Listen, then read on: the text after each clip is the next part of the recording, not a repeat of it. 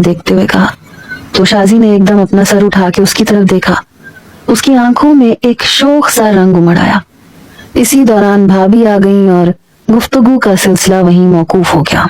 अगले दिन दोपहर को जमान खाना खाकर लाउंज में आ बैठा।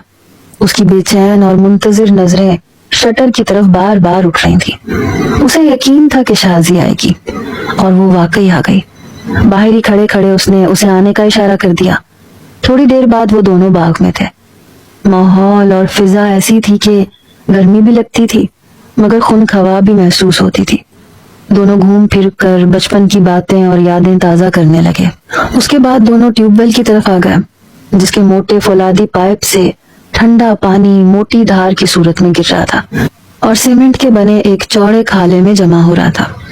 याद है ना शाजी, हम दोनों यहाँ आया करते थे और हमारी झोलियां आमों से भरी होती थी। हम यहाँ नहाते भी थे, आम भी खाते थे, भीगा भी करते थे। हाँ, बहुत अच्छी तरह याद है मुझे। उसने भी गोया एक खास कैफियत के जेर असर कहा तो जमान के दिल में नशा सा छाने लगा। उसने उसी वक्त शाजिया को अपने साथ भींच लिया। बहुत डूबे लहजे में बोला, शाजी, मैं मर जाऊंगा तुम्हारे बगैर। मुझे मिल जाओ, तुम मुझे मिल जाओ, मैं तुमसे मोहब्बत करने लगा हूँ। ये कहकर उसने शाजी की नरम मुलायम जिल्द वाली मखरूती गर्दन पर अपने होंठ रख दिए। शाजी ने तो जैसे खुद को उसके सुपुर्द कर रखा था। जमान के होंठ उसकी गर्दन से होते हुए शाजी के कान की लौ तक पहुंचे तो वो उसे उसकी होंठों की हरारत से तपती हुई महसूस हुई। उसी वक्त कहीं करीब ही किसी की आवाज उभरी।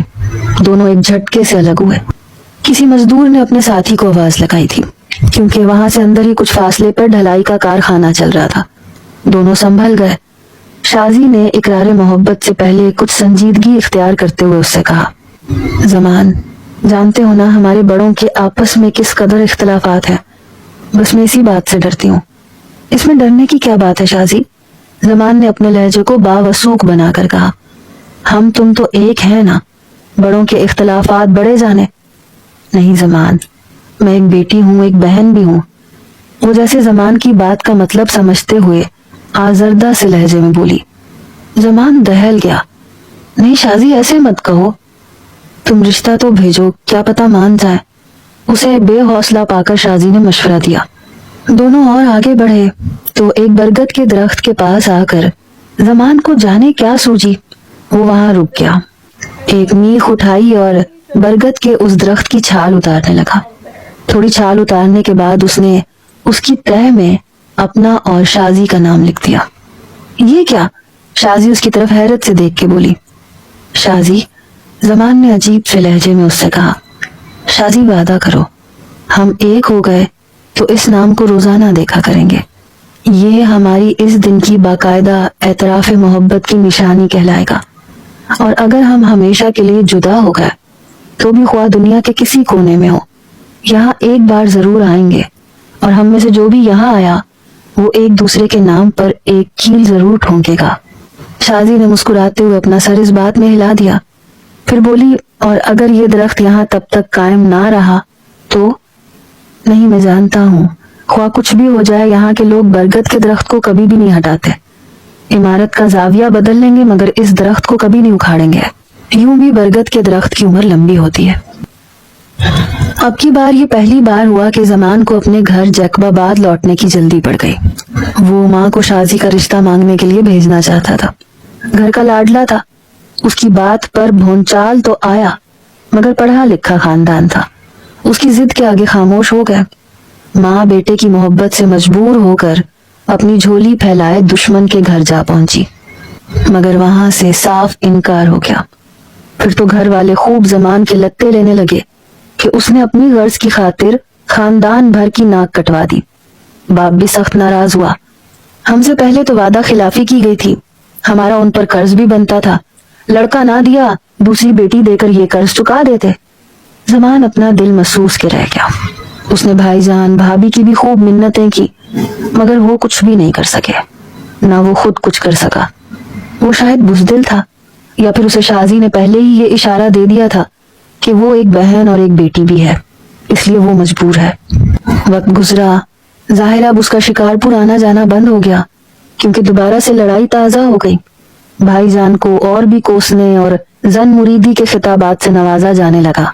कुछ दिन और गुजरे तो पता चला कि शाजी की शादी कर दी गई। वो पहले कोयटा और फिर अपने शौहर के साथ हमेशा के लिए अमेरिका चलेगी। जमान की तो दुनिया ही वीरान हो गई। उसे याद आया कि शाजी से आखिरी मुलाकात किस कदर तफसील से हुई थी। शायद तकदीर खुद भी यही चाहती थी कि जुदा होने से पहले ये दो दीवाने अपने दिलों की भड़ास निकाल लें, और वही हुआ था। तकदीर ने उन्हें खूब मौका दिया था मिलने का। वो अपनी तकदीर के इस चलन को कोई नाम नहीं दे सका। क्या वो इसके लिए अच्छी साबित हुई थी या बुरी? वक्त गुजरता गया, खानदान के बुजुर्ग अल्लाह को प्यारे हो गए, लड़के बालों की शादियां हो गई, हालात बदलने लगे। हर पढ़ा लिखा शख्स अंदरूने सिंध से कूच करके बड़े शहरों में जा बसा। जमान का भी दिल खराब हो चुका था।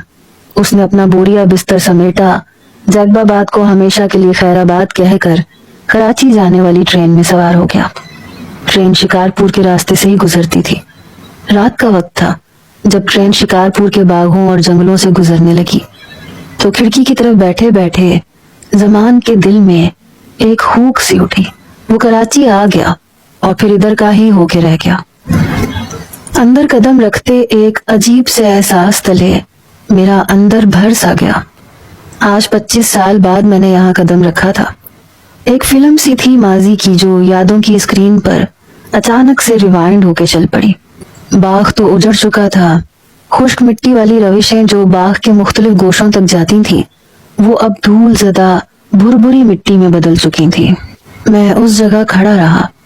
टुंड मुंड दरख्त, लकड़ी की वो बेंचें जहाँ मैं और शाजी बैठकर घंटों बातें किया करते थे। हाय एवरीवन, तो क्या हाल चाल है जी। उम्मीद है सब भाई ठीक ठाक होंगे। एंड आप लोगों को ये लव स्टोरी का पार्ट कैसा लगा है कमेंट करके ज़रूर से बता देना, और एक प्यारे से कमेंट में प्यारा सा अल्फाज के साथ लिख के बता देना। और अगर आप लोगों को ये पार्ट पसंद आया है तो अगर आप लोग इसका नेक्स्ट पार्ट देखना चाहते हैं और आप लोग मेरी यूट्यूब प्रोफाइल ओपन करें, आपको वहाँ पर इसका नेक्स्ट पार्ट भी मिल जाएगा, क्योंकि मैंने पूरी स्टोरी अपलोड कर रखी है और आप लोगों ने ज़रूर से देख लेनी है। And like, subscribe and bell icon को ज़रूर से दबा देना। मिलते हैं अगली वीडियो में, तब तक के लिए अल्लाह हाफ़िज़।